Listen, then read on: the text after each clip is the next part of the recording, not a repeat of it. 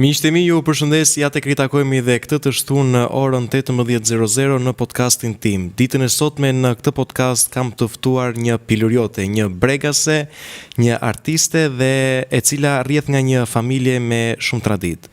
Ajo është Parashevi Qipa. Parashevi, kënaqësi që të kam ditën e sotme këtu në podcastin tim dhe ju falenderoj që pranuat ftesën për të qenë dhe ju pjesë në këtë podcast ku të ruajmë dhe të kemi një kujtim së bashku. Pavarësisht se ne njihemi dhe jemi takuar edhe disa herë të tjera. Faleminderit edhe një herë. E si mund të ndodhte ndryshe që unë të mos ta pranoja kërkesën tuaj të këtij djali kaq të mirë, ku edhe zojt vet e kanë zili në pamjen e vet dhe në mendjen e vet. Më bëre të skuqem, shumë faleminderit. Ditën e sotme në këtë podcast ne do të rikthehemi shumë pas në kohë, pikërisht kur ju keni qenë një vajzë e re dhe e vogël, pavarësisht se ju jenë dhe re mbajnë në formë pasi arti qëllimin e vetë të ka. Si kujtoni fëmërinë tuaj, një motër e 4 vëllezërve, vajza e një artisti shumë të madh që në atë kohë ka bërë jehon me këngët e tij të bukura, siç një ndërto që spikatur i madh i Lefter Çipati ju e ka qenë kënga Tundu Beke Bardh. Dhe si ndjeni ju kur ditën e sotme ju rikujtojnë që jeni vajza e të madhe Lefter Qipa? Jeni e privilegjuar në këtë pjesë e dashur Parashevi? Vërtetësisht, aq sa e privilegjuar dhe aq sa e kënaqur që je në këtë pjesë, je shumë e lumtur në shpirt, je ti vajza e atij burri që ishte vërtet një burr me shumë vlera, jo vetëm se ishte babai, po ishte një njeri që donte kombin, donte njerëzit, donte popullin, donte flamurin, donte Shqipërinë, mirë po ashtu ishte edhe kundërta.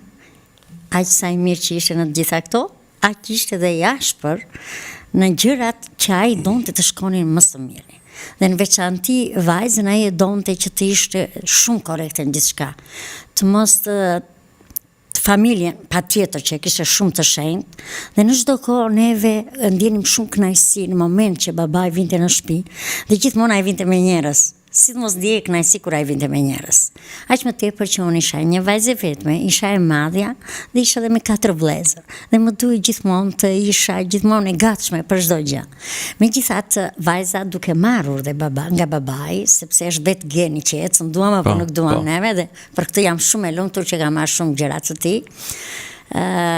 Ne u rritëm edhe në Himar dhe duke u rritur te në Himar ndikoi shumë për formimin tim.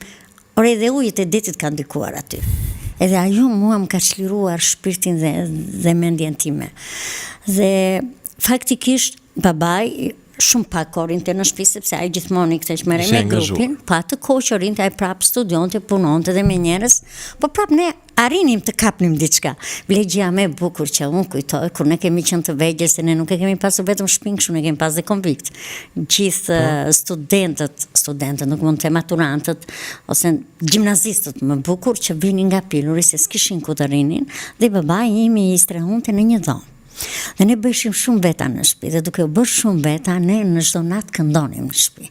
Këndonim sidomos nëna ime, këndonte çdo natë, unë vajzën e valve që unë isha e vogël shumë, nuk e dija që ishte vajzë e valve si këngë, po këngët o ju zot që vini, dua t'ju pyes, këto letra do mi shpini, do më thënë këtë këngë unë kam mësuar nga nëna ime që këndonte çdo natë. Mendoj një grup me nxënës gjimnazist, me ne të ishim të shumë të vegjël, se unë në Himar atëre kam qenë në fillore, kam vajtë klasë 2 në Himar, dhe ne ishim emigrant brenda në vendin tonë, se andej flitej greqisht gjithandej, dhe ne ndiheshim të huaj për gjuhën tonë shqipe. Megjithatë u ambientuam, babai ndikoi mirë, njerëzit na donin, na respektonin. Kështu që po prap i madhi mban çik pesh më shumë në familje, duam apo nuk duam, kështu që ishte shumë kënaqësi, por është edhe përgjegjësi të jesh vajza e një personi publik siç ishte babai, duhet ta kontrolloje veten në çdo moment. si mos bëra gabim, mos po la diku jo mirë, mos nuk u solla mirë, mos më thënë emrin e babait duhet ta mbanim gjithmonë lart, nuk donim të bënim asgjë më të vogël që mosha bën të saj. S'duhet bënim asgjë gjë të vogël me qëllim që të mos nëllosej emri i babait. Po. Megjithatë babai kishte vlera në drejtim në shtëpinë tonë nuk bëj kur muhabete jo me vlerë. Gjithmonë do bëheshin muhabete për librat, për këngët dhe për personat publik, artistët, më shumë sepse ata normale kishte. Për intelektualet e asaj periudhe. Shiko, e dashur, pyetja ime për ju është që ju më shumë qëndroni brenda këtyre kornizave tani që nuk ndodhet fizikisht atë juaj apo kur keni qenë në moshën tuaj? Një pyetje shumë e bukur. Mua kjo korniza më ka ndikur gjithë jetën. Sepse duke qenë një vajzë vetme, duke qenë dhe nga Bregu, ose ishte një zonë që kishte... Bregase, valla, e kam dobësi këtë fjalën Bregase dhe të falenderoj që ti e the kaq bukur. Duke qenë tamam një vajzë vetme me 4 vëllezër, mbarova dhe një shkollë arti që në atë kohë ishte shumë vështirë të mbaroje shkollë arti, sepse ishte mentaliteti i njerëzve që nuk donin goca të shkonin në shkollë arti dhe ishte shumë e vështirë, do më thënë të arruaj atë figurën tënde, kudo që kaloje, do më thënë matesh e mirë. Megjithatë, unë jam shumë e lumtur dhe sa t'jem e të rojë, do t'i përule me emrit të babait tim që më futi në shkollë të artit. Se atyre ndoshta duke qenë një gocë shumë e ndrojtur, shumë e brisht, se kam qenë shumë e brisht. Nuk jam kjo që jam sot, nga që dhe natyra e babait ishte shumë e ashpër, sepse ai donte që ishte përkushtuar këngës dhe librave dhe donte të ecte gjithmonë në rrugën më të bukur dhe më të mirë. Dhe ai nuk toleronte, nuk falte. Unë doja të këndoja polifoni dhe nuk këndoja, sepse kisha frikë, thoshe një gabim të më bëj, ai do më godasi. Nga që ai nuk falte. Dhe them që unë nuk kam kënduar vetëm për këtë arsye. Kam qenë shumë e brisht dhe babai e shikonte këtë pjesë që unë isha shumë e brisht, por autoriteti i tij ishte jashtëzakonshëm. Kështu që dhe unë edhe sikur të doja, nuk mund të diskutoj autoritetin që kishte babai që unë të ndryshoja. Sot detyrimisht që unë jam formuar sepse jam një nën, jam një artiste, jam një zonë që jam shumë sociale dhe në shoqëri kudo, por më pëlqen shumë që kam marrë shumë veti të babait. Dhe edhe ai ma tha në fund të jetës së tij, ti para që i vije unë tha. Dhe vërtetësisht u kënaqa që arriti babai im të ma thotë, pavarësisht se kishin kaluar shumë vite, por ajo gjë të ndjek. Është shumë e vështirë që të jesh vërtet një vajzë, një person i publik. Se kudo nuk je në atë lishmërinë tënde që duhet të jesh në gjithçka. Sepse matesh mirë në problemet me njerëzit, në përballje, në të gjitha. Gjithmonë mendoja, do thonë që është vajzë e Lefterit. Kur kudo që kaloje në autobus në rrugë, aq më tepër kur isha në zonën time, që aty patjetër që mate isha mirë, një, megjithëse aty kisha prap një punë shumë të bukur. Se atëherë kam qenë qendër kulturore të fëmijëve, ku bëja aktivitetet me fëmijë dhe ka qenë punë shumë e bukur dhe bukuria e punës më ka ndjekur me bukurinë e talentit babait tim. Ju pak më herët dashur parashevit cituat që qëndroja shumë e stepur se mos bëjë ndonjë gabim dhe ndaj kjo ka qenë një ndër arsyet pse unë nuk kam kënduar në ato kohë pasi i madh ka qenë shumë korrekt dhe shumë strikt në familjen tonë që ju keni jetuar. Ju jeni një familje e madhe, jeni 4 vëllezër dhe një motër. Pa dalë tek pyetja që jeni apo nuk jeni privilegjuar që jeni motra e 4 vëllezër personalitete në fushët e tyre, pasi jeni një familje artistësh, do të dalë pak më vonë te kjo pjesë, por desha të bëj një pyetje që i madhi Lefter Qipa ka qenë përveç se autoritar në familjen tuaj, ka përdorur ndonjëherë dhunë fizike? Jo, dhuna nuk bëj fjalë, jo, po nuk ishte nevojë të përdorte dhuna. Fjalë. Ai një herë të ngrinte zërin, nuk kishte mend të futeshim. Nuk arrinte deri atje se ishte pamundur, fjalët e tij ishte shumë, unë doja të këndoja dhe brenda vetes time dhe unë e shikoj. Të këndonte shpirti. Që babai im ka pasur mua në grup me fëmijët e vegjël. Mirë po isha kisha frikë nga vetë autoriteti i tij, nga ngritja e zërit të tij. Frika ti mua më detyronte të stepesha. Dhe detyrimisht, por që të jesh një motër me 4 vëllezër, je një kala që nuk ka tromet të tundi.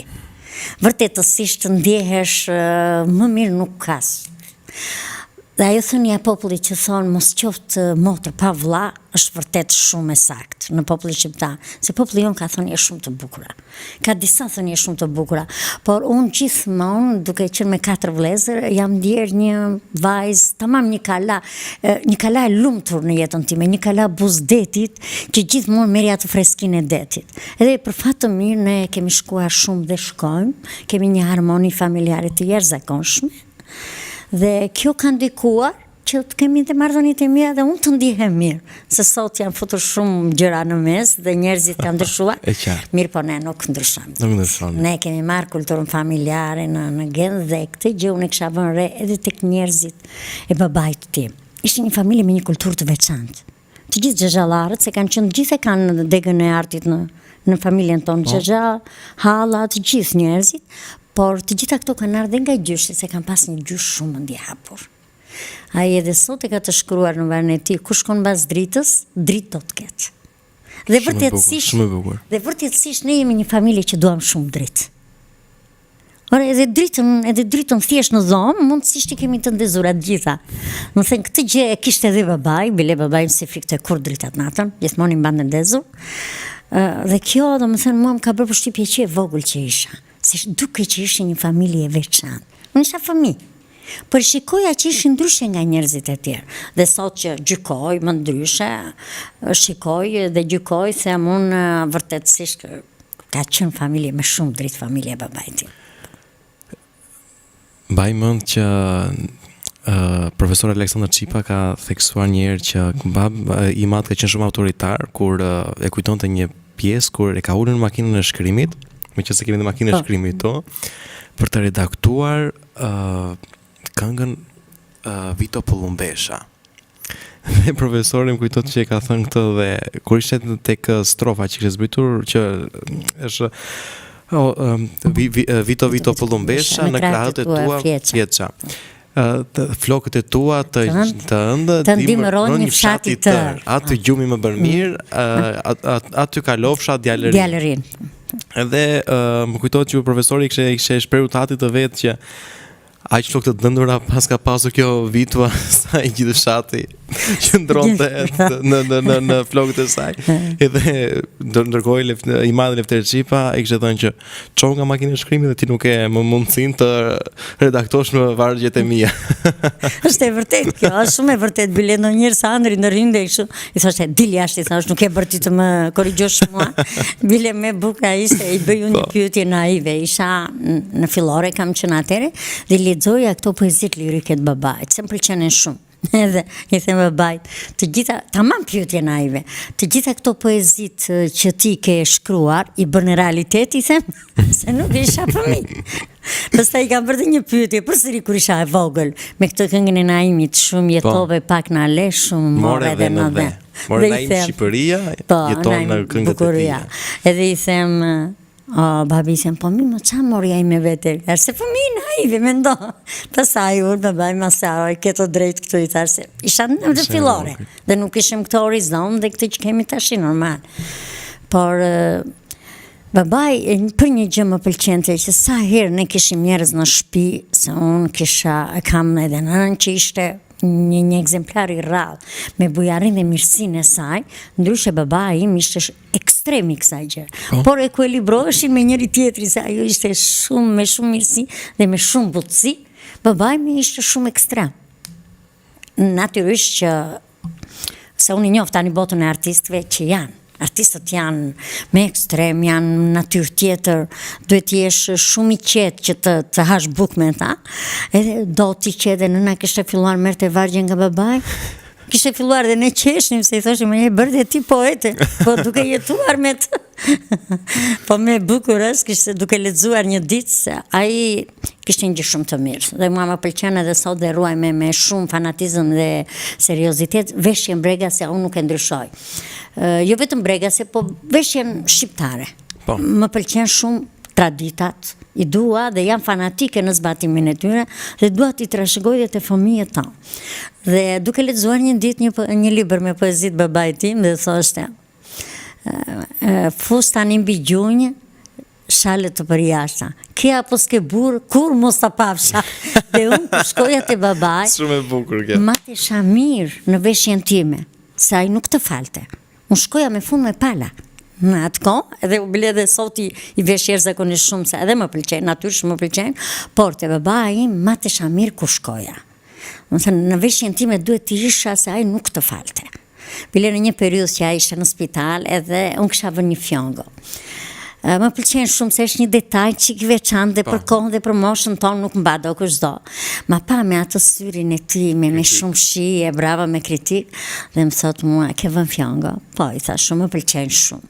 Më thot mua, mbaje, thot, se është një detaj shumë i vogël, thot, por të ka zënë vend. Një detaj shumë i vogël. Shumë i vogël, po të ka zënë vend. Dhe unë vërtetësisht atë fjongon e mbaj, nuk e shkolla nga flokët, po. Se ishte shumë i detajit, babaj ishte shumë. Detajis deri në gjën më të vogël. Ai do vishesh e ti për të dalë do të shikonte, thoshte ktheu, nuk të shkon kjo gjë me këtë. Dhe për këtë gjë më ka pëlqyer sepse ma bëri edukat dhe mua. Unë mund të jem duke dalë, vishem dhe dalë, shikoj diçka që s'më pëlqen, do kthehem të zhvishem përsëri nga e para të gjitha. Dhe për këto gjëra më pëlqen, po ka ndikuar babaj. Pa ai nuk ishte vetëm një poet. Ai nuk ishte vetëm një këngëtar. Ai mbaj mend vitit e para unë që kam qenë e vogël, i binte violinës. Sepse baba im ka bërë një kurs në shtëpinë e Pionerit në Vlorë. Se ne kemi pas banuar në Vlorë dikur dhe lekur i binte filharmonikës, pastaj që ai fluturonte. Në ato mbrëmjet që bonte me rinin, me grupin, ai ishte fluturonte. Kaq shumë me atë filharmonikën e tij. Dhe ishte për gjithçka të tipte mendim. Më tha, aq kishte një gjë shumë të mirë babaj që jo vetëm për detajet e veçantë, ai edhe njerëz ta vinin, shikonte mënyrën e tavolinës se si kishte shtruar. Më kujtohet që në një intervistë e shprehur i Madh Lefter Çipa thoshte që flamurin na ka lënë të parë tanë, ndërsa qiriun na imi. Duhet në tavolinën kur konsumon qoftë darkën apo drekën, flamuri dhe qiriu. Ishin këto në dy elemente kaq detajiste që ndronin në familjen tuaj sa ju konsumonit të shumë e vërtet. Flamurin bile na i ka futur ne në gjak. Bile vetëm gjë që mua më ka bërë përshtypje në Shqipëri dhe nuk pajtohem dot në festat tona kombëtare, që janë festa vërtet për të krenuar, nuk shikoj një balkon që të nxjerrin flamurin shqiptar. Kjo gjë mua më ka shqetësuar shumë. Bile edhe në një aktivitet që ishte për shqiptarin, unë ngrita dhe thash këtë gjë. Ore, si ka mundësi të mos të kemi një çik shpirt për flamurin tonë. Atë dashuria, atë dashës. Për flamurin tonë që është aq i bukur, aq krenari, aq. Ore, ta vësh sikur dhe mos ta duash, ta vësh thjesht për bukuri, për ngjyrat që ka ai flamur, lere pastaj vlerat që nuk diskutohet, më thënë është lumturi. Dhe unë çdo vit që unë nxjerr një muaj para flamurin në balkonin tim dhe hedh sy të rrezerotu, sinqerisht mërziten shumë. Nuk ja u bëra kot pikërisht të pyetje pasi ju jeni lindur, rritur në pilurin tuaj të dashur. Ose mundet ta themi që kur i bën në majën e pilurit, je sikur je në avion. Unë se kam vizituar ndonjë, por do së shpejti do ta vizitosh. Së shpejti, patjetër. Ju keni qenë një familje me tradita të një pasnjërshme të cilat ju keni trashëguar edhe sot e kësaj dite, pavarësisht se atë juaj nuk jeton më. Dhe nga hulumtimet e mia që kam bërë, ju keni në pilur keni një agroturizëm, le ta quajmë kështu, që quhet Vila Çipa.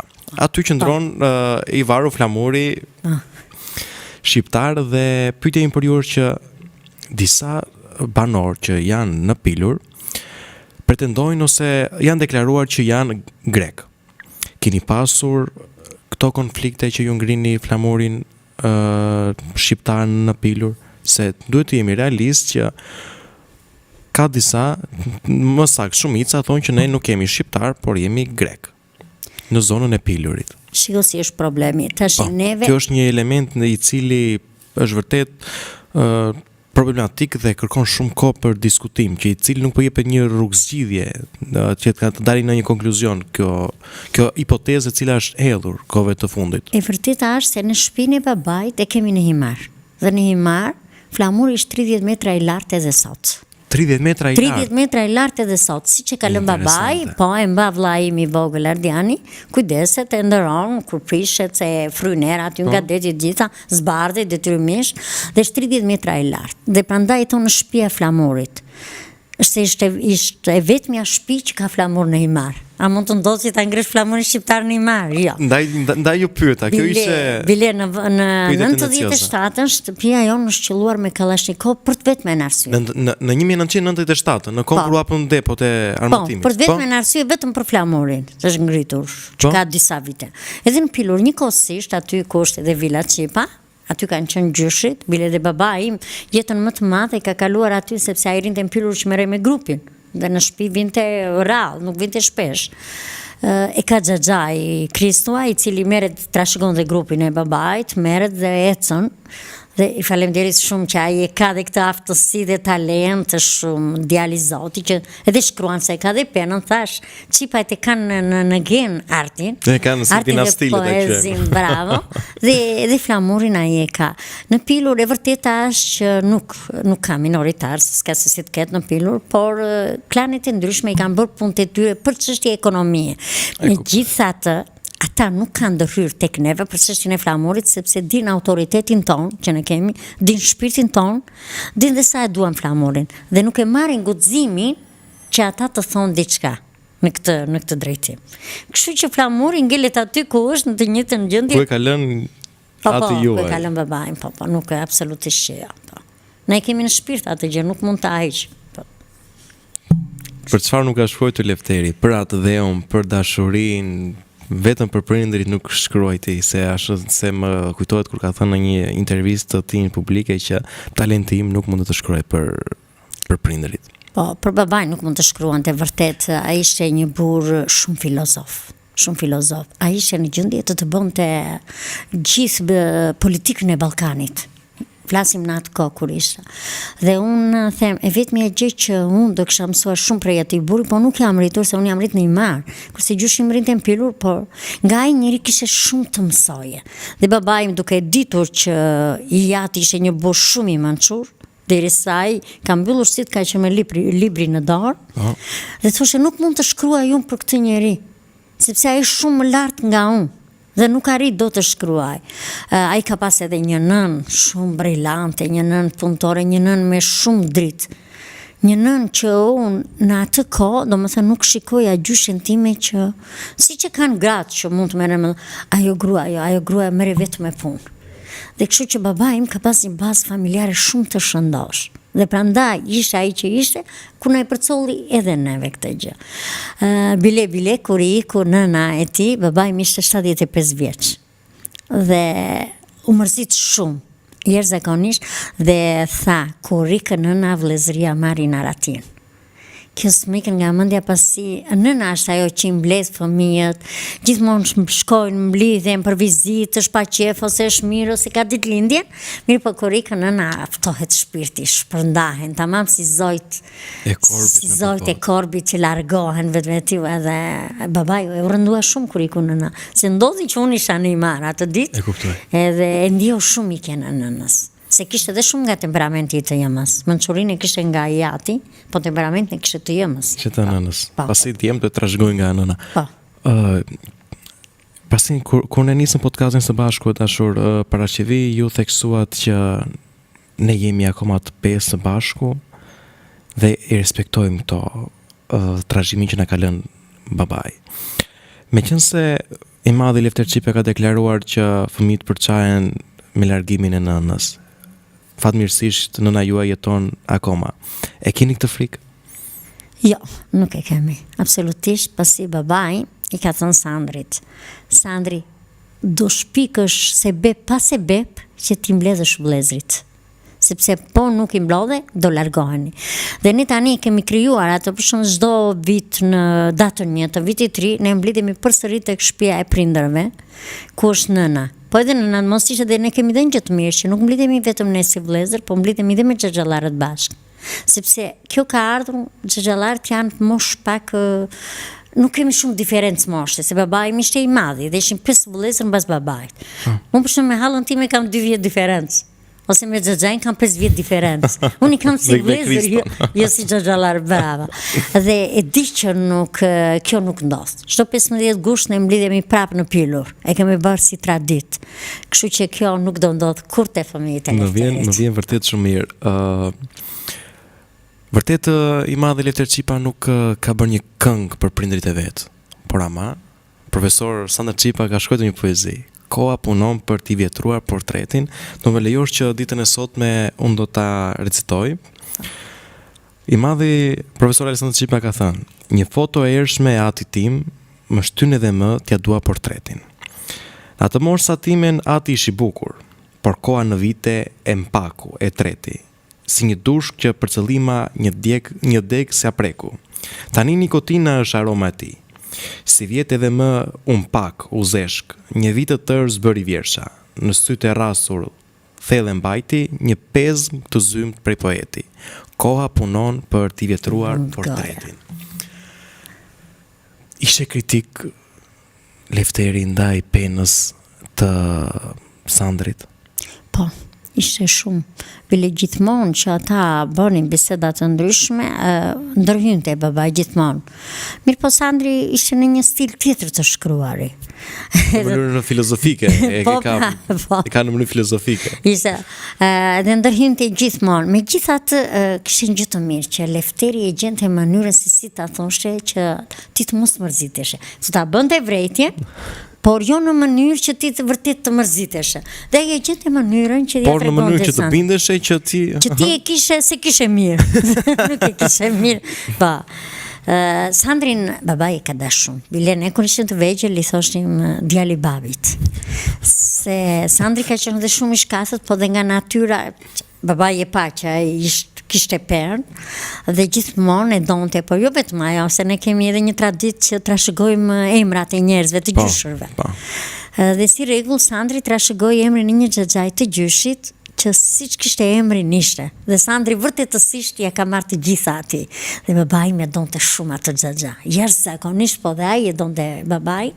Dhe në moment që se ka lindur Sandri, i ka vënë direkt emrin atij dhe kishte shumë të shenjtë. Për fat mori dhe penën. Dhe Sandri u bë vërtet shumë i shenjtë për babain, se zakonisht tonë vajzat, por jo, ishte Sandri më i shenjtë për babain. Po. Gjithashtu edhe Akri shkruan shumë bukur, djali i Sandrit. Po vazhdon akoma kjo tradita e ruajtjeve të emrave në familjen tuaj? Apo jo, se Akri besoj se ka pasur ndonjë pas paraardhës juaj këtë emër. Jo, Akri ka një histori tragjike mund ta themi neve, sepse nëna ka ikur një vllai i vogël 3 vjeç e gjysmë. Sandri ishte student në Gjirokastër dhe u mbyt me një fasule. Po ishte shumë tragjike vdekja e tij. Dhe Sandri ishte në Gjirokastër dhe nuk arriti. Ne kishim varosur në moment që erdhi Sandri dhe nuk e gjeti të gjallë. Nuk e gjeti fare as kështu. Dhe Sandri t'i ngeli shumë merak dhe në moment që lindi 3 vjeç e gjysmë. Dhe emrin e kishte Akroqeran. Sandri ishte në shkollë të lartë, në Gjirokastër, në 83-shin ka qenë. Duhet këtë qenë diku tek 20, 21 vjet. Jo, në shkollë të mesme ka qenë, sepse në 83-shin kam mbaruar unë. Kështu që Sandri ka qenë në shkollë të mesme. Dhe Sandri kishte parandinja e tij, kishte 2 ditë që ngrihej herët në mëngjes dhe këndonte këngën Naimo, Naim Shqipëria, Naimo, Birbilo, domethënë një parandinje. Profesor Aleksandr Çipa këndonte? Po, Aleksandr Çipa në 5 të mëngjesit, ajo parandinja e vajtimit. Po. Dhe këndonte këtë këngën e Naimit 2 ditë rresht, pas 2 ditësh mori vesh i kenë vllajt të tij.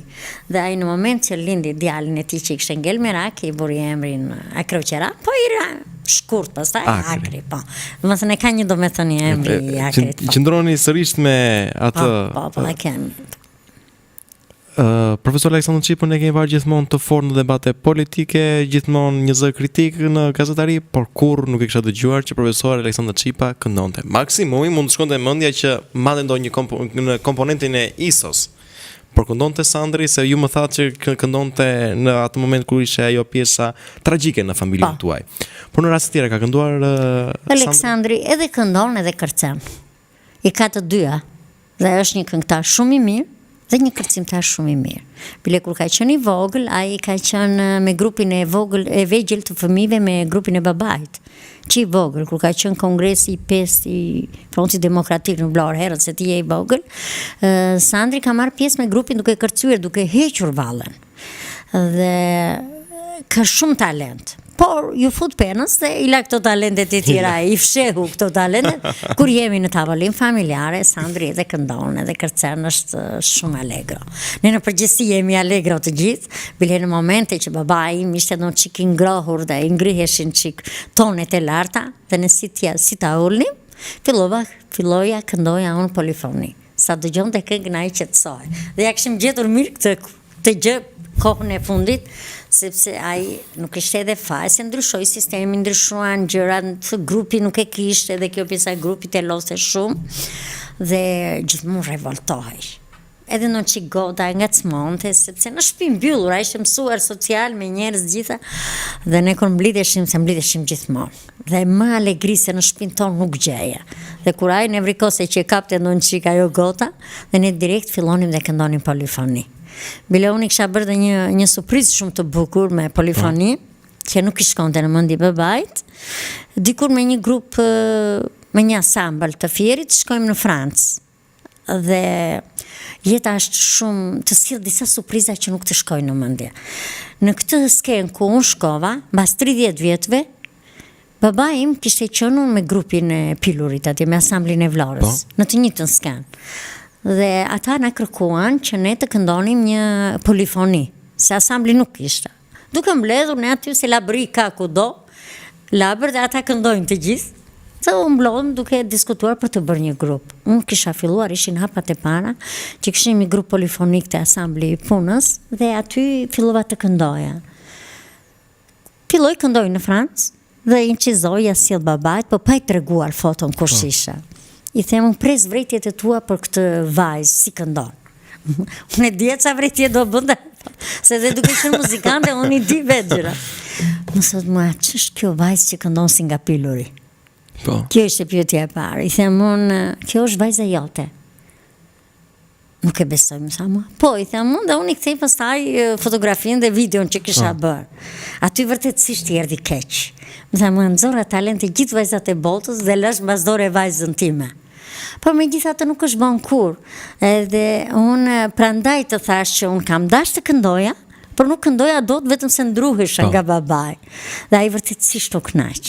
U kënaq aq shumë që më tha mua, ti parashqivi ke shumë talent, që edhe një grup mund ta bësh dhe ta mbash sepse e ke aftësinë.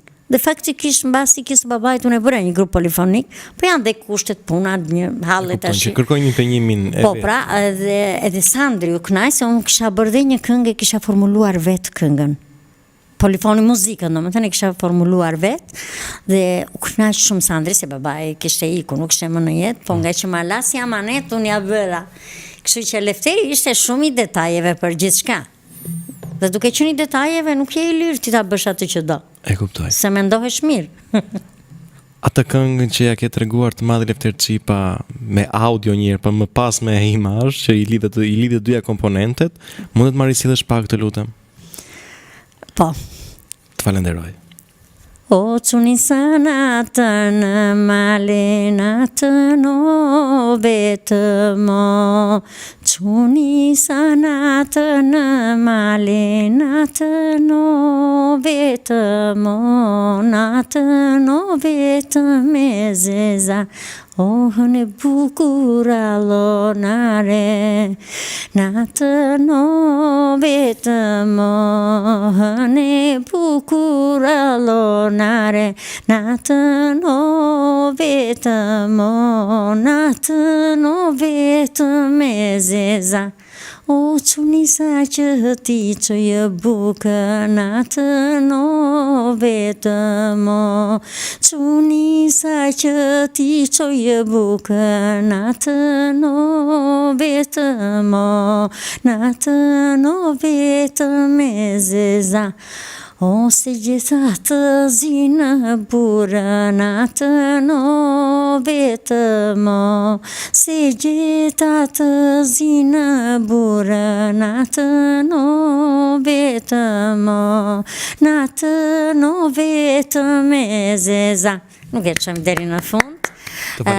Pasi ne zgjodhëm këtë tekst, sepse ata e donin qik edhe në bazë të tematikës që kishin, dhe ishte vërtet. Edhe ishte edhe kjo se hëna e bregut ka më shumë ndriçim. Ndoshta kjo luan rol shumë deti. duke qenë si pasqyrë, dhe vërtetësisht, nuk është se e them unë, po ta shikosh, të shkosh një në dimër, në himar, flasim në natën më të acartë, në janar, të shikosh është shumë më ditë nga vendet e tjera. Sepse sinqerisht hëna atje ndriçon më shumë. Është pasqyra e detit që e bën. Prandaj dhe unë zgjodha këtë me hënën allonare themi neve po. Teksti i kujt ishte?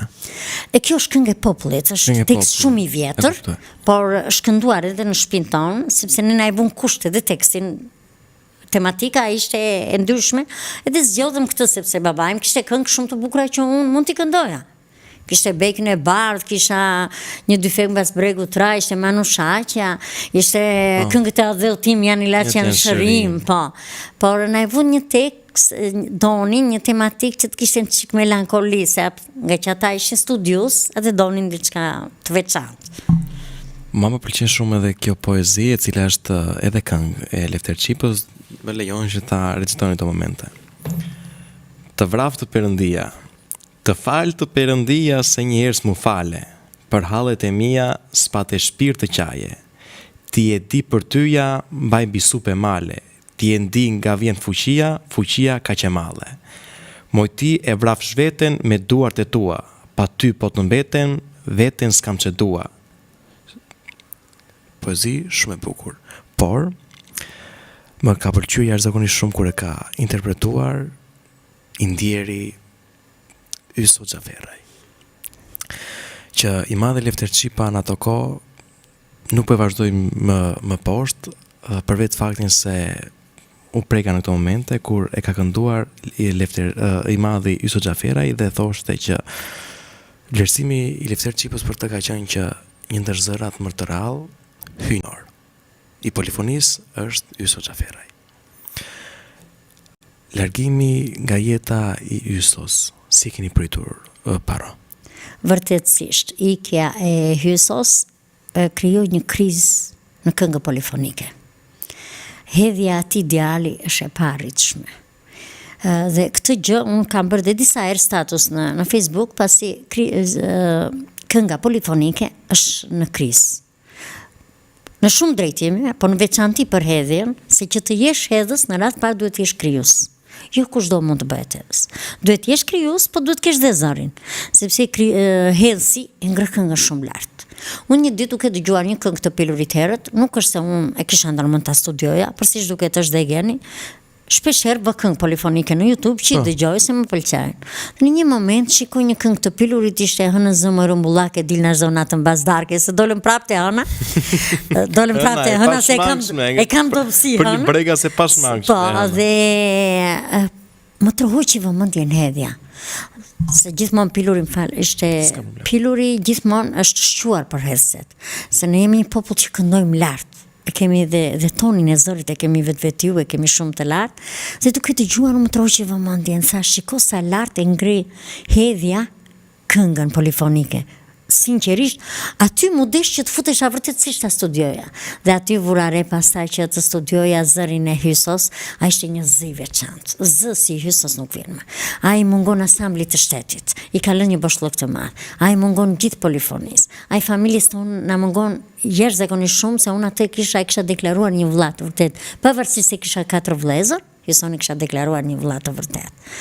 Ai la shumë boshllok në këngën polifonike. Megjithëse këngët polifonike tani është për të qarë hallin në shumë drejtime, por në drejtim të hedhjes është akoma kemi 2-3 elemente që janë të vjetër, por elementari nuk po dalin akoma dot. Është shumë e vështirë.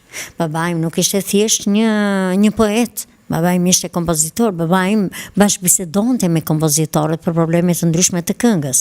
Ishte një studius i mirëfillt. Nuk ishte thjesht se po bënde një grup polifonik dhe po bënde prova. Ai intononte me frizharmonik, edhe gjithë anëtarët e grupit. Ai nuk e ke idenë se çfarë bënte. Në çdo moment që ai bënte prova, vinte vesh ndërmjet dy këngëtarëve të grupit, dhe kur shikonte që hajshin zërat, i thosh ti do ikësh këtej, do shkosh atje. I gjente në mënyrë të tillë që të kishin harmoni zërat. Dhe është më se vërtet, nëse nuk kanë harmoni zërat nuk ecin. Ti shiko grupin e Himarës, vërtet ka 6 veta, po kanë harmoni zërash. Dhe prandaj është kanë komunikacion. po nuk pati harmoni zërash nuk ecën. Babai ishte gjithmonë në studim të zërave. Dhe ai shikonte njëri duket që kur flet, që këndon apo jo. E jo më pastaj kur e ka në trashëgimi, se këtë pjesë e studionte shumë. Vajzat që kishin nënat që kishin kënduar, ato i tërhiqte. Dhe ishte mëse e vërtet. Të shumtat e vajzave që kanë kënduar kanë pas nënat këngëtare. E qartë. Po, nuk është rastësi. Më vjen vërtet mirë që ju flisni kaq me ëndje për polifonin, pasi jeni bija e Lefterit. Por pyetja ime për ju është që duke qenë fëmijët e një kollosi kaq të madh, Lefter Çipës, keni qenë më shumë të privilegjuar për kohën në të cilën keni jetuar, apo keni qenë në një dilemë për rrugtimin tuaj profesional? Shiko, nuk mund ta mohoj atë pjesën privilegj shpirtëror më shumë, sepse për fat të mirë ne kemi qenë fëmijë të mbar, kemi mësuar, talentin e kemi pasur vetë, sidoqoftë krahat e ngrohta janë të ngrohta, thjesht kur të thonë që je vajzë e Lefterit, lumturohesh. Sa herë unë që takoj në Tiranë, miq, shokti, gazetar, njerëz të ndryshëm, dhe kur flasim bashkë dhe diskutojmë, më thonë, sa ke marrë nga babai. Vërtetësisht lumturohem. E jo më pastaj kur thonë, gocë e Lefterit, sa mirë. Privilegji që ndron, po ke privilegj në shpirt i ke të gjitha. Bile këtë gjë më pëlqen tek ty si një djalë i mrekullueshëm që je, sepse je i veçantë, po nuk mund të ndodhë ndryshe. Pamja e bukur nuk mund të ketë mendime jo të bukura. Që pamja e bukur do sjell mendime të bukura. Faleminderit, më bëre të skuqem, faleminderit. Pa u ndalur më shumë tek familja juaj, pasi i rezervuam të gjitha dhe familjen Çipa kush nuk e vlerësoi, ka vlerësuar dhe i madh drejtori Golli dhe shumë artistë të tjerë që nga Vaçezela. Sa të lehtë keni pasur ju Eda Zhoparashvili që kur jeni njohur me bashortin tuaj për t'ia përcjellë të lajm aty tuaj? E kam pas aq të vështirë sa nuk e ke iden. I mat kishte një gjë që ai nuk falte asnjë gjë në jetën e vet. Dhe duke mos falur, ti mendoshe mirë. Bile ai kishte edhe një gjë të mirë që nuk donte as martohesha fare. Po, nuk donte, jo, kam pas shumë të vështirë. Domethënë, po, sepse në fakt Cili ishte arsyeja që nuk ju nuk kishte asnjë lloj arsye, por ai më donte që unë t'isha në shtëpi. Tishe pranë ti. Po, më donte t'isha në shtëpi pranë ti. Dhe unë kisha shumë të vështirë bile. Unë jam fejuar në moshën 28 vjeçe që në për kohën që ishte quhesha e madhe. Sepse kështu kishim hallet e familjes, isha e madhe e fëmijës, gjithë vëllezërit kisha në shkollë dhe dikush duhet ishte në shtëpi. Si më tha dhe i mat që ti më dole një kolonë e fortë në familje. Se ai aq sa burr ishte, aq që kishte dhe atë krenarin ose të kërkonte të falur. Më thënë shumë gjëra ai ka kërkuar të falur. Por këtë, po të më kërkonte mua dikush në atë kohë që për të fejuar, mund të ndodhte lufte tretë botërore në shtëpi. Aq i vështirë ishte. Bile nuk ishte çfarë bënte, se dhe unë e pash që duhet një moment të vendosja të bëja familje dhe ai nuk donte. Vetëm se vendosa unë dhe nuk kishte çfarë të bënte. Aty do me. Si e sillni përmend tani që ju a kujtova unë në të pjesë jo, tani, vërtetësisht, domethënë më kujtove diçka shumë të veçantë se kisha menduar se kisha harruar. Po nuk donte, babai im kishte nevojë shumë për shërbime vërteta. Nëna ime ishte shumë e ngarkuar gjithkohë. Në shtëpinë tonë kanë hyrë dal njerëz pafund. Dhe duke hyrë duke dal njerëz pafund, patjetër që ka dhe shumë punë. Se nuk është si tani mund të marrësh një shërbëtore dhe të ndihmon të bën. Po përsëri e shtëpisë është e mirë. Dhe unë duke marrë dhe shumë veti të tij, duke qenë një vajzë e gjallë, se puna, jeta, shkolla, më ndryshoi, nuk ngela ajo vajza e brisë që isha. Kisha filluar që kisha më shkatët dhe nga goja dhe ai kënaqej, lumturoi shumë sepse unë ja bëja të gjitha gjërat siç i donte ai me detaje. Që nga larja e kostumeve hekurosja, ne nuk i çonim kur pastrim kimik. Gjithmonë i kam larë hekurosur unë në shtëpi, sepse ai i bënte edhe vetë këto pjesë. Në moment që unë dola ai domethënë nuk merrej më me këto sepse isha unë. Dhe duke u kënaqur shumë nga shërbimi nga këto, ai ishte në rregull, pashat, tamam. Kështu që i pëlqente kjo pjesë dhe nuk e di, kishte shumë bezi martesën e gocës. Nuk donte, se të njëjtën gjë ka pas edhe me hallat. Nuk është se ka dashur që ato të martoheshin. Edhe i kam pas të talentuar edhe hallat. kanë kënduar me grupin e Pilurit, kanë qenë të gjitha. Do të thënë, po e kishte shumë problem, artesën e gocës njëre kishte shumë problem. Po nga vëllezërit ke pasur ndonjë pengesë për pjesën e njohjes tuaj me bashkëshortin, apo vetëm fjala e atit tuaj të vriste? Jo, vetëm fjala e babait, po vëllezërit unë në fakt gjithmonë vëllezërit e mi janë shumë paqësor. Dhe me qetësi dhe me paqe i zgjidhin problemet. Dhe unë isha dhe me madhe dhe ata ishin në shkollë, atëherë mbaruan shkollën, ishin punë, por nuk mund të futeshin më tek unë, duke qenë një moshë e pjekur, unë as diskutoj që ata të më ndërhynin, absolutisht ata kanë qenë dakord për gjithçka që unë isha dakord, se me vëllezërit marrëdhëniet i kanë pas shumë të mira. Me Sandrin kemi qenë më afër në moshë, edhe kemi qenë të larguar normal, ata të larguar ishin. Por gjithmonë e kemi gjetur gjuhë, nuk mbaj mend ndonjëherë që ne të jemi grindur dhe si fëmijë.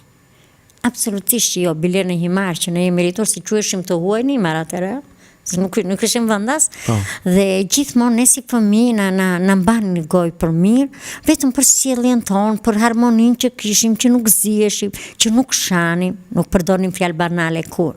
Unë edhe sot e kam shumë të vështirë të jem në një ambient me njerëz që flasin pavarësisht se në shtëpi ne s'kemi folur kurrë banal as në as babaj. Meqense mund dale pikërisht te kjo pjesë që kur ulesh në për kafene ose kur shëtit në për Tiranë, has shumë fjalor i cili le për të shiruar. Si e komentoni këtë pjesë e Dashur Parashqevi? Shiko, unë kur has kam një gjë të mirë shumë që edhe ndërhyj, edhe flas. Një dytë isha në kafe, ishin disa vajza gjimnaziste. Unë aty duke ndonjëherë kam një libërçan që ulem lexoj çdo ditë në kafe vet, e filloj ditën e dua shumë mbar, paqe me veten. Dhe libri ta jep atë paqe. Të duke dëgjuar këto gocat që po flisnin, më ra në vesh një fjalë që nuk më pëlqeu. E thanë herën e parë nuk reagova. E thanë herën e dytë. Dhe ju kthem, vajza jo them, po pse filloni ditën kaq negativisht? Pse se filloni ditën i thash me një fjalë të bukur? Ty vej dhe dita mbar, i thash. Na falo te ta thanë ato, nuk është halli se t'ju falun, i thash, sa unë pak momente jam dhe do iki. Po për veten tuaj. Të falë të Perëndia. Për veten tuaj, pse nuk e filloni ditën aq pozitivisht? Që të shkoj dhe dita mbar dhe jeta mbar dhe gjithçka. Dhe kjo më vjen shumë keq për shumë të rinj tek neve. Çfarë të rinj janë mosha jonë, që banaliteti na ka mbuluar gjithandaj dhe mua më shqetëson shumë kjo pjesë. Po si mund të flas banal kur unë jam rritur me një edukat tjetër, me një kulturë tjetër? Si mund të ndryshoj unë? Atëherë fëmijët tanë çfarë do marrin?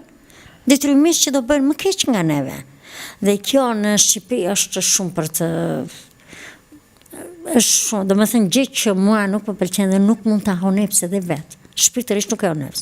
Unë dhe në ato boste jam reagoj për gjëra që nuk më pëlqejnë, reagoj. Kur ju reagoni, ka ndodhur ndonjëherë e dashur që të kundërvijen? Jo, e di pse? Se dhe unë në psikologjinë deri diku e kam pak të zhvilluar dhe mënyra se si unë reagoj me qetësi, me butësi, me dashuri, ata nuk lejoj që ata të kundërveprojnë. E kuptoj. Kështu që ajo paqja ime dhe ajo mirësia ime që unë ju drejtoj me njëra ta tërheqin. Na falo të ta thonë, se ka ndodhur disa herë se unë me autobusu të toj çdo ditë. Dhe jam kudo, ja. Dhe mua më pëlqen kjo pjesë që, domethënë, e pranojnë atë në një fakt. Se në qoftë se dhe një të riu i ngrozorin ti pse bërtet, pse bën detyrimisht dhe ai do të kthehet. Mënyra e komunikimit ka të bëjë shumë dhe mangësia tek neve këtu fillon te komunikimi. Jo gjithashtu jeni dhe përveç se ju këndoni, jeni dhe një instrumentiste shumë e zonja në flaut. Unë pavarësisht se unë e di historinë që kontaktin tuaj kohëve të fundit me flautin, dua që më tregoni ju. Atëherë, arti trashëgohet, duam apo nuk duam neve. Unë edhe në shkollë të mesme që kam qenë ishte ajo që thash për babain, që ishte në çik natyrë jashpër dhe unë isha e brisht, dhe në shkollë kur isha nuk arrija dot që unë ta nxirja atë botën time që kisha të brendshme. Gjithmonë ngela në një guac këtë të mbyllur, nuk dilja dot. Bile edhe sot ma thon shumë profesora që unë i kam pasur atëherë, më thonë nuk ishe kjo që je sot në shkollë. Po s'kishte si të isha, sepse isha shumë e brisht. duke dëgjuar gjithmonë muzikë dhe sidomos kur dëgjoja flautë dhe violin, që janë dy instrumenta shpirtërore, unë gjithmonë qaja. Dhe unë për fat kam dy çuna dhe çuna duke më dëgjuar dhe parë që unë po qaja, nuk ka djalë që të shikoj në sytë e nënës Pikloti. Dhe më thot një ditë çuni i madh, mami thot, unë nuk mund të shoh në sytë e tu lot. Unë i thash, nuk i kam nga hidhrimi, i kam nga gëzimi, sepse më pëlqen aq shumë muzika, që unë nga gëzimi unë po qaj, nuk qaj nga hidhrimi. Atyre kur unë mbusha 50 vjeç, çunat e mi dhurat për ditëlindje më bën një flautë. Këtu më ndryshoi gjithë jeta. Vërtetësisht, do me thënë, fëmia ja ndryshon jetën prindit. Se themin e prindi fëmis. Jo, ndodh që edhe fëmia ja ndryshon jetën prindit. Nuk e kisha menduar kurse unë do kthesha më në art. Unë kisha menduar, se kisha qenë edhe emigrante 10 vjetë, dhe kisha menduar që i kisha larë duart me artin. Por ai kur i brënda, një ditë do shpërthen. Madje edhe ati juaj u gëzuar shumë në atë periudhë. Babai im ishte një moment që nuk e dinte që unë kisha marrë Sandries babai dhe po bëj promovimi i triologjisë. Po, që ishe libri i babai, Aleksandër i Sandrit Çipës, edhe i Akrit. Po. Dhe ishim në Vlorë. Thot Sandri, dua një instrument, thotë më. Kam unë, i thash. Shnetim, thot më. Kështu flautë. Dhe në moment që unë kam dalë, ishim në lokal me flautë, E kishte të marrë me vete? E kisha marrë me vete. Kur tha Sandri? Po, babai nuk e dinte herë parë që ai vërtetësisht lotoi. Se s'më kishte dëgjuar dhe nuk e dinte që unë kisha marrë. Dhe gjithmonë sa herë ai mërzitej më merrte në telefon. Më thoshte, para shevi mbaj telefonin hapur dhe biri pak flautit. Gjithmonë kur ishte ngarkuar shpirtërisht, po. Dhe unë filloja e bija dhe më thoshte, i pëlqeja shumë se unë kisha shumë muzikalitet. Më thoshte, për muzikalitet je as. Do ritëm, do botë, më thoshte mua, dhe gjithmonë këtë gjë ma bënte. Dhe unë vërtetësisht jam shumë e lumtur që në shumë momente ja kam çliruar shpirtin. Dhe ai lumturoi vërtet. Mua aty më ndryshoi jeta pastaj, por do jem instrumentistja që kam shijuar më shumë flautin se kushdo tjetër. Pse do thuash? Kudo ku shkoj, e marr me vete. Shkoj në mal, bëj video, e hap aty kënaqje, lumturon. Shkoj në lumë, shkoj në det, kudo ku shkoj. Jo vetëm mua, por edhe shikoj që kur postoj në Facebook me video me flaut, njerëzit reagojnë shumë. Bile shumë njerëz ma kërkojnë, ama na çoj një video me flaut, sepse i çliron shumë shpirtërisht. Ndoshta edhe këto krijimet që unë bëj, se këto janë krijimet të botës time, duke u frymëzuar më shumë nga zona ime dhe nga këngët polifonike, dhe ato më frymëzojnë dhe vërtetësisht unë sjell diçka të re në flaut që njerëzit i tërheq se e bëj për vete. Dhe vërtetësisht unë lumturohem që ka mundësinë shumë njerëzve t'u lehtësoj sa do pak dhimbjen që ata kanë. Sepse sot jetojmë në një kohë shumë të vështirë, njerëzit, shpirti njerëzve është i mbushur plot me dhimbje. Të larguar njerëzit, fëmijët kanë ngelur pleq vetëm, vendi është boshatisur. Unë te kafet që jam te puna afër, gjithkohon ato kafe kanë qenë plot me të rinj. Dhe tani më vjen shumë keq se janë bosh. Ku janë këta të rinj? Kështu që vërtetësisht edhe ndoshta se unë kur kam marrë flautin fillimisht, nuk lozja do të pjesë të gëzuar kur, vetëm pjesë melankolike. Dhe si duket ato të grumbulluar gjatë kohës, filluan kurse tani tash është liruar gjithçka dhe tani ka filluar ndryshe. Mundet të na improvizosh diçka, ju lutem këtu për audiencën tonë që na ndjek në këto momente? Patjetër, është shumë kënaqësi. Dhe aq më tepër në këtë podcast të mos interpretosh sikur nuk do kishte vlerë për mua. Ju falenderoj shumë.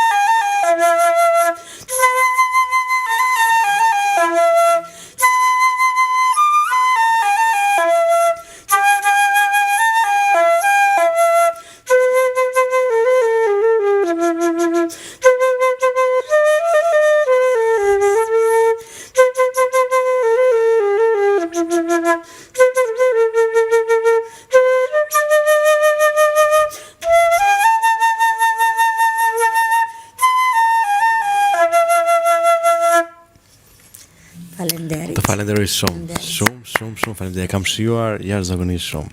Faleminderit dhe për mua ishte kënaqësi shumë. Të komplimentoj shumë